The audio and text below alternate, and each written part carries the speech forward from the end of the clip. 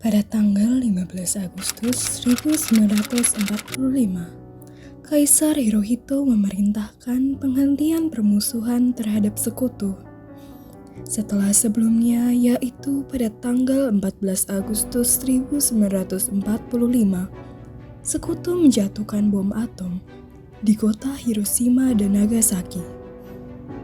Berita tentang kejahatan senjata yang dilakukan oleh Jepang disiarkan melalui radio Jepang dari Tokyo. Ternyata siaran tersebut terdengar oleh Indonesia yang didengar oleh Sultan Syahrir. A world founded upon faith and understanding. A world dedicated to the dignity of man and the fulfillment of his most cherished wish for freedom, tolerance, and justice. Apakah kalian sudah mendengar berita kekalahan Jepang? Belum, Bung. Benarkah itu? Apa yang terjadi dengan Jepang? Dari yang saya dengar, sekutu telah menjatuhkan bom atom di kota Hiroshima dan Nagasaki. Kalau begitu, Bung, kita harus segera memproklamirkan kemerdekaan. Ya, benar itu. Saya setuju. Jepang sudah tidak memiliki wewenang lagi di negeri kita. Kita harus memanfaatkan momen ini.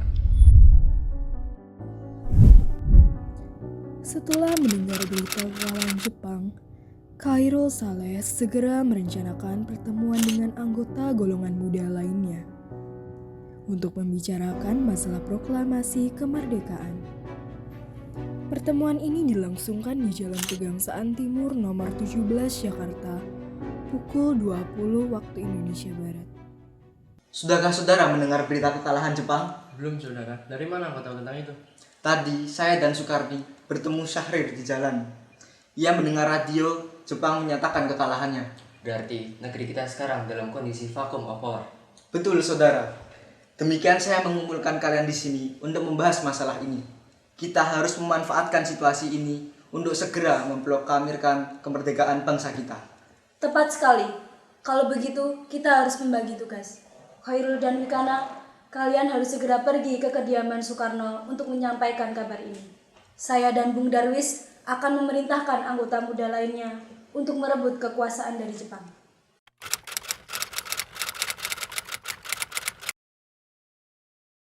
Malam ini juga, Bung. Iya, Bung. Ada apa ini? Kami meminta Bung Hatta dan Bung Karno untuk segera memproklamirkan kemerdekaan sekarang. Ini batang leherku. Seret aku situ juga dan potong leher ke malam ini juga. Kau tidak perlu menunggu hingga esok hari. Ini bukan buat Bung. Tapi ini saat yang tepat, Bung. Jepang sudah kalah oleh sekutu dan tidak punya lagi kuasa atas negeri ini. Mengapa kita harus menunggu? Rakyat sudah banyak menderita akibat penjajahan ini, Bung. Jepang adalah masa yang silam.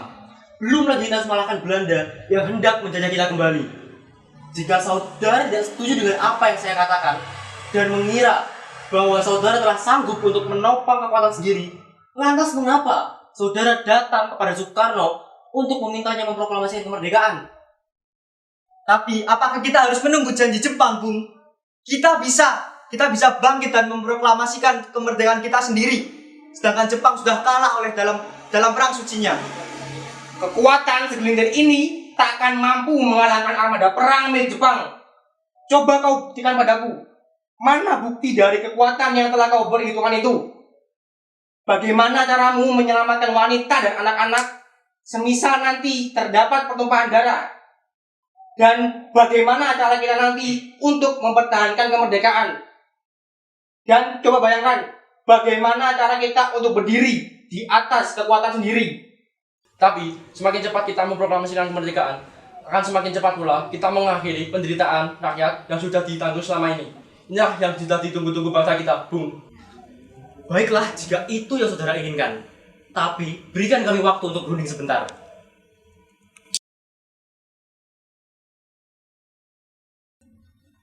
Bagaimana ini? Para pemuda menurut kita untuk segera memproklamasikan kemerdekaan.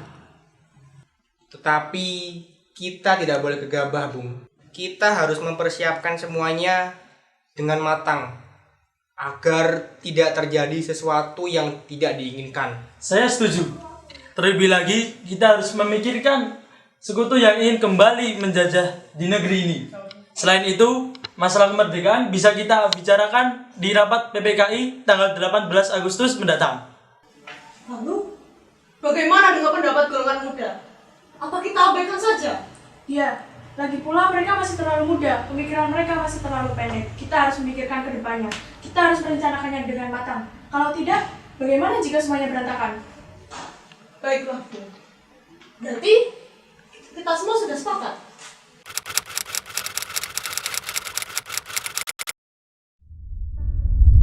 Dengan berat hati mendengar keputusan tersebut, para pemuda pun meninggalkan kediaman Soekarno. Tetapi mereka tidak putus asa. Mereka menyusun strategi bagaimana memujuk Soekarno dan Muhammad Hatta untuk memproklamasikan kemerdekaan sesegera mungkin. Akhirnya mereka memutuskan untuk mengasingkan kedua tokoh itu ke Rengas Dengklok agar terhindar dari desakan pemuda dan pengaruh Jepang di Jakarta. Assalamualaikum. Waalaikumsalam.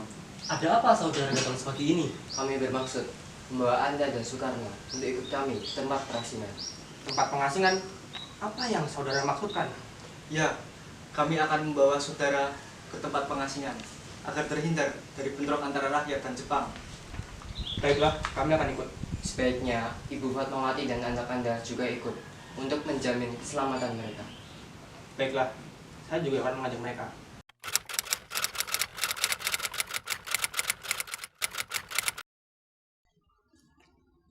Maaf saudara, apakah saudara mengetahui keberadaan Soekarno dan Bung Hatta? Maaf Bung, kami tidak tahu. Beritahukan tempatnya kepada aku, dan saya akan menjamin keselamatan mereka ketika kembali ke Jakarta, dan saya akan menjamin kemerdekaan untuk kalian esok harinya. Akankah Anda bersumpah untuk itu? Kau bisa percaya kepadaku, nak? Baik, kami akan menunjukkan tempatnya di Rengas Dengklok. Hei nak, antarkan kami ke Rengas Dengklok. Maaf, saya. Kalau begitu, baik saya antarkan.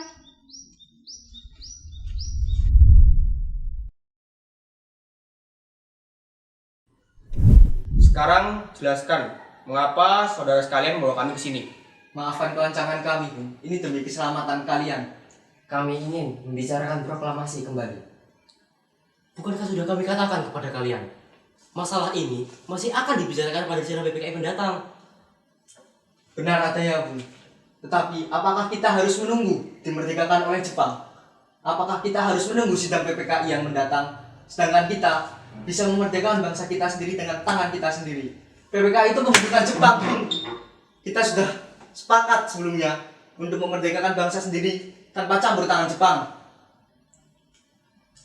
Ya, pendapat itu memang benar adanya. Tetapi kita ini masih terlalu dini untuk memproklamasikan kemerdekaan.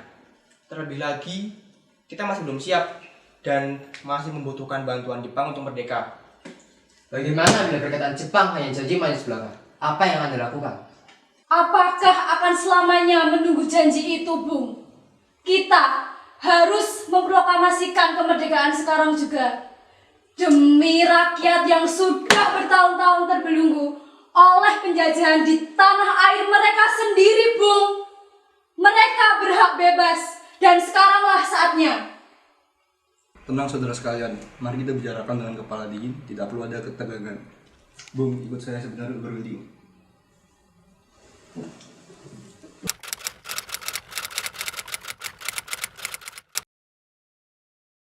Saya mengerti perhitungan Anda berdua mengenai masalah proklamasi ini.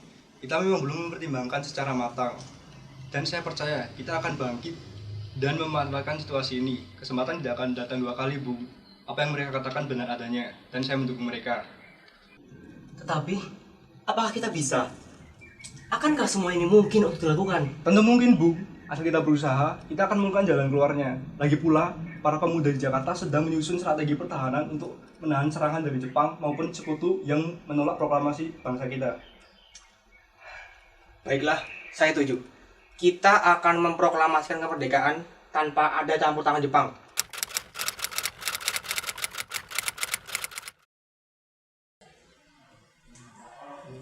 Syukurlah kalian semua baik-baik saja, Bu. Bagaimana keputusannya? Kami sudah setuju bahwa kemerdekaan akan dilaksanakan tanpa campur tangan Jepang. Lalu, kapan kita akan melaksanakannya? Menurut saya, kita harus melaksanakannya pada esok hari, karena pemuda di Jakarta sudah bersiap. Jika mungkin, ya, kita akan melaksanakannya esok pagi.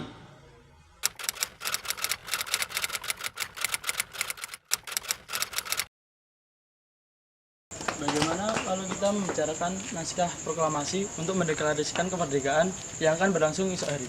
Tapi kita butuh tempat, Bung. Dan Jepang tidak mungkin membiarkan kita malam ini untuk membahas teks proklamasi. Saya punya ide. Bagaimana kalau kita meminjam rumah perwira Jepang, yaitu Laksamana Maeda? Baik, Bung.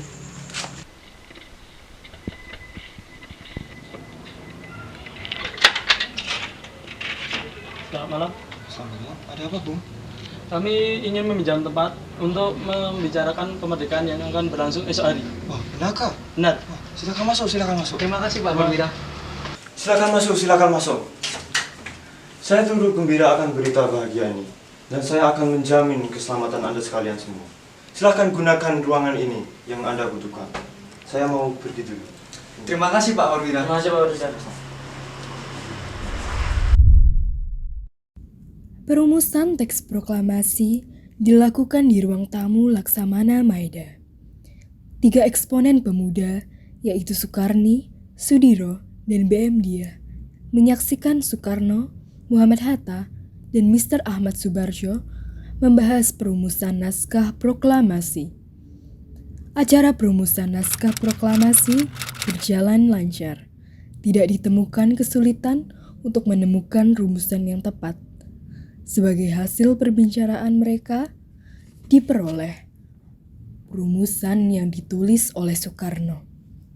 Pada tanggal 17 Agustus 1945, pukul 4 pagi waktu Indonesia Barat, dibacakanlah rumusan naskah proklamasi untuk yang pertama kalinya di depan para hadirin yang berada di rumah Laksamana Maeda, yang langsung disetujui. Namun kemudian, timbullah persoalan tentang siapa saja yang menandatanganinya. Menurut saya, naskah ini sebaiknya jangan ditandatangani oleh anggota PPKI. Memangnya kenapa? Lantas siapa yang akan menandatanganinya? PPKI adalah badan pembentukan Jepang, sedangkan kita dari awal sudah sepakat untuk memproklamasikan kemerdekaan tanpa campur tangan Jepang. Oh benar, Nak. Bagaimana ini, Bu? Adakah dari kalian yang memiliki usulan untuk masalah ini? Bagaimana jika naskah ini ditandatangani oleh hadirin yang datang kali ini? Seperti Amerika ketika menandatangani teks deklarasinya. Sebaiknya jangan. Kita tidak boleh meniru. Kita harus berbeda dari bangsa yang lain. Lalu, bagaimana Bung Karno? Karena semua ini berkat jasa Indonesia, maka harus atas nama bangsa Indonesia. Saya setuju, dan saya punya usul yang menandatangani cukup 2 orang saja, yakni Anda dan Bung Hatta, selaku wakil dari bangsa Indonesia. Bagaimana, Bung? Usulan yang bagus. Bagaimana hadirin? Setuju. Kalau begitu, Sawiti Melik, tolong kau ketik teks proklamasi ini. Jagalah teks ini baik-baik. Baik, Bu.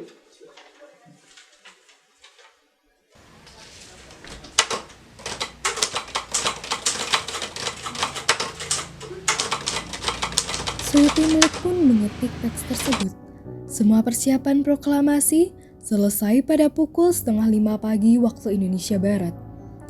Lalu semua hadirin pulang ke rumah masing-masing dengan perasaan gembira. Para pemuda mengirimkan kurir-kurir untuk menyampaikan berita proklamasi telah tiba. Mereka juga mengatur pelaksanaan penyiaran berita proklamasi kemerdekaan, menyebarkan beberapa pamflet ke seluruh penjuru Jakarta dan sekitarnya. Pengeras suara diusahakan adanya. Semua dilakukan agar rakyat dapat turut menyaksikan momen paling berharga untuk bangsa Indonesia. Pada saat yang sama, Soekarno dan Ibu Fatmawati sampai ke kediaman mereka dan berbincang sejenak. Bagaimana Pak hasil perundingan hari ini? Syukur alhamdulillah semua berjalan dengan lancar. Terima kasih Ibu yang telah menemani saya di saat-saat yang cukup menguras pikiran ini. Iya, terima kasih Gusti Allah yang telah memberikan jalan pada bangsa kami untuk memproklamasikan kemerdekaan. Oh iya Pak, Bagaimana rencana besok untuk memproklamasikan kemerdekaan? Sudah, kita akan melakukan upacara bendera yang akan diiringi lagu Indonesia Raya karya Bung Supratman. Bukankah kita belum punya bendera? Lantas bagaimana? Ya ampun, Bapak sampai lupa, Bu. Kalau begitu, bagaimana kalau Ibu saja yang menjahitkan benderanya? Tapi Ibu tidak punya kain, Pak. Kain yang dipunya hanya merah dan putih. Apa tidak apa-apa? Tentu saja, buatlah bendera yang sederhana. Yang terpenting, kita sudah berusaha untuk menyediakannya. Baiklah, Pak. Ibu punya ide? Bagaimana kalau kita namakan benderanya Sang Saka Merah Putih? Bagaimana? Ide yang bagus. Sang pusaka, sang saka. Dan warnanya merah putih menjadi sang saka merah putih. Ide yang bagus. Ya sudah, Bapak bersiap sana menyusun pidato yang akan Bapak bacakan besok. Ya Bu, udah Bapak mau ke dalam dulu ya.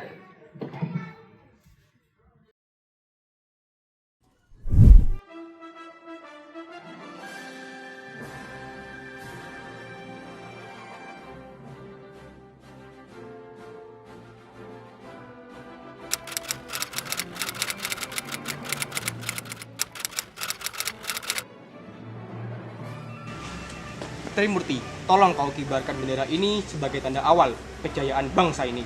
Siap, Bung. Saya akan menyuruh anak didik saya untuk mengibarkannya. Hei, Nak. Jaga baik-baik bendera ini. Kalian akan mendapat kesempatan pertama untuk mengibarkannya dalam sejarah Indonesia. Siap, Komandan. Kami tak akan mengecewakan Anda.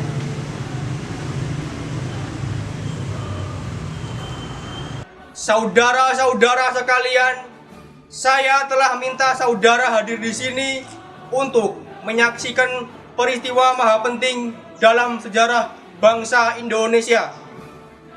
Berpuluh-puluh tahun kita bangsa Indonesia telah berjuang untuk merdeka.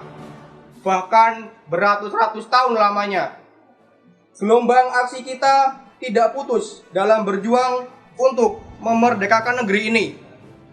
Kita jatuh bangun menyusun kekuatan untuk menggapai cita-cita Indonesia bebas dari penjajahan bangsa lain. Semalam kami, para pemuka-pemuka bangsa Indonesia dari berbagai penjuru telah berkumpul untuk memusyawarahkan, dan permusyawaratan itu seia sekata berkata, inilah saatnya bagi kita untuk mengobarkan api revolusi kemerdekaan Indonesia. Saudara sekalian, dengan ini kami menyatakan kebulatan tekad itu. Dengarkanlah proklamasi kami. Proklamasi kami, bangsa Indonesia, dengan ini menyatakan kemerdekaan bangsa Indonesia. Hal-hal yang mengenai pemindahan kekuasaan dan lain-lain diselenggarakan dengan cara saksama dan dalam tempo yang sesingkat-singkatnya. Jakarta, 17 Agustus 1945. Atas nama bangsa Indonesia, Soekarno Hatta.